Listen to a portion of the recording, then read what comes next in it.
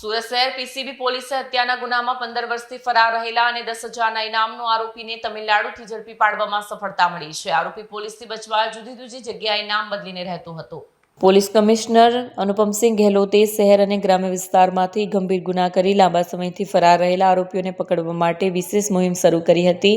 આ મુહિમ અંતર્ગત પીસીબી દ્વારા ખૂન, લૂંટ, ડકેતી, બળાત્કાર અને ઠગાઈ જેવા ગુના કરી ફરાર આરોપીઓની માહિતી એકત્રિત કરવામાં આવી હતી। આ પૈકી કામરેજ પોલીસ સ્ટેશનમાં હત્યા ગુનામાં ફરાર રહેલા રાજકુમાર જયકૃષ્ણ પટેલની માહિતી એકત્ર કરવામાં આવી। તપાસમાં જણાયું કે આરોપી હાલમાં તમિલનાડુના હોસુર ખાતે રાયકોન્ટાઇન રોડ ઉપર GDNR કંપનીના ગ્રાઉન્ડમાં કામ કરી રહ્યો છે। માહિતી પર પૂરતી તપાસ કર્યા બાદ પીઆઈ RS સુવેરાના નેતૃત્વમાં ASI હસમુખભાઈ મોહનભાઈ અને હેડ કોન્સ્ટેબલ અશોકભાઈ લાભુભાઈની ટીમ તમિલનાડુ મોકલવામાં આવી। પોલીસે ટીમે હોસુર ખાતેથી આરોપી રાજકુમાર પટેલની સફળતાપૂર્વક ધરપકડ કરી હતી।